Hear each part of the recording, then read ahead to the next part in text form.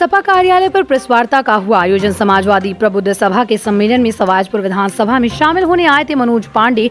सपा प्रबुद्ध सभा के प्रदेश अध्यक्ष पूर्व मंत्री मनोज पांडे ने बीजेपी पर साधा निशाना।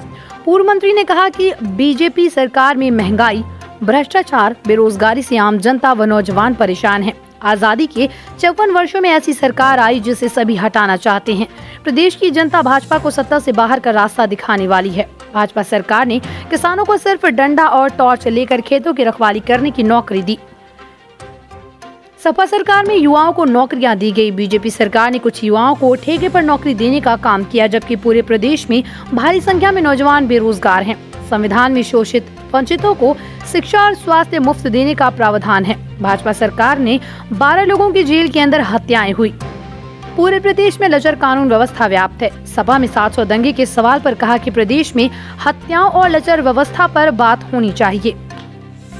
भाजपा पर धर्म आधारित राजनीति और सपा का प्रबुद्ध वर्ग सम्मेलन के सवाल पर कहा कि परशुराम को मारने वाले हैं और मेरी आस्था है कि पूर्व मंत्री ने कहा कि सपा सरकार आने पर गायों के लिए बेहतर चारा और खाने का प्रबंध किया जाएगा।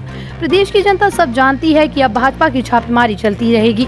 प्रेस वार्ता में मुख्य रूप से जिला अध्यक्ष जितेंद्र वर्मा, जीतू, पूर्व विधायक अनिल वर्मा, नीरज अवस्थी, अजय पाल सिंह, वीरेंद्र सिंह वीरे, रियासत अली आदि कार्यकर्ता मौजूद रहे।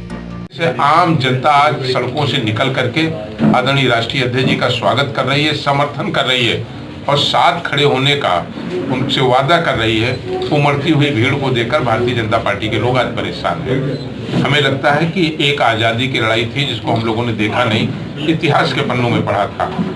आज ऐसा ही उत्तर प्रदेश में ऐसे झूठे लोगों से, जिन्होंने महंगाई बढ़ाई हो, जिन्होंने किसान के ऊपर लाठियां चलवाई हो, जिन्होंने किसान के ऊपर जीप चढ़वा के मरवा दिया हो, जिन्होंने रोजगार मांग रहे नौजवानों को विधानसभा के सामने लाठियां बरसवा करके उनको अपमानित और पीटने का काम किया हो, उन लोगों को जिन्होंने मजदूरों को उनके घर बैठा दिया और 2 साल से कोई पूछने नहीं गया उनके बच्चे कैसे खा रहे हैं, उनसे आज उत्तर प्रदेश की जनता लड़ना चाहती है, लोकतांत्रिक ढंग से बदला लेना चाहती है और लोकतंत्र में बदला वो मतदान का होता है। हमें लगता है उत्तर प्रदेश की जनता एक नए बड़े बदलाव के लिए आज समाजवादी पार्टी के साथ खड़ी है और 2022 में एक ऐतिहासिक बदलाव आदरणीय अखिलेश यादव जी के नेतृत्व में उत्तर प्रदेश में होने जा रहा है।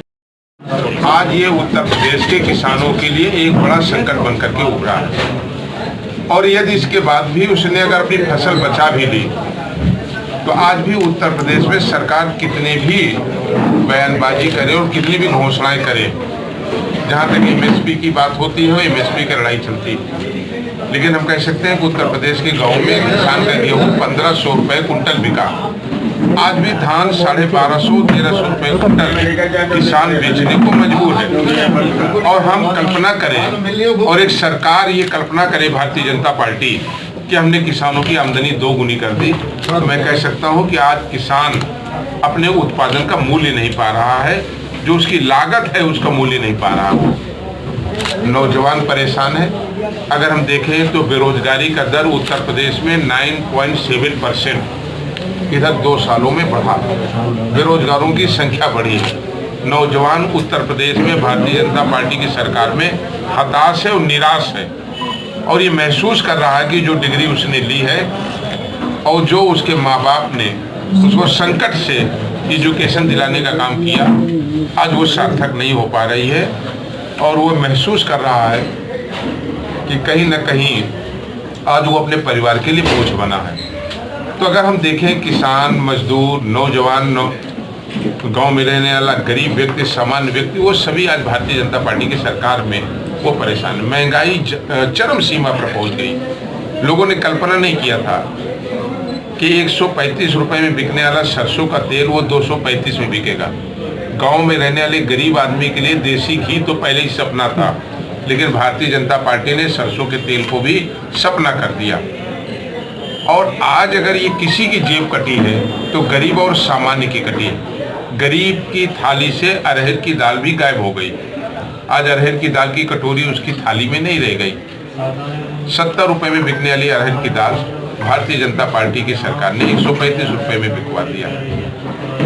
तो महंगाई चरम सीमा पर है, लगातार बेरोजगारी बढ़ रही है, किसान को उसके उत्पादन का मूल्य नहीं मिल पा रहा है। और भारतीय जनता पार्टी की सरकार जब चुनाव आ जाता है तो चुनाव में तरह तरह के नारे और तरह तरह की घोषणाएं और प्रलोभन देने का काम करती है। लेकिन आज हम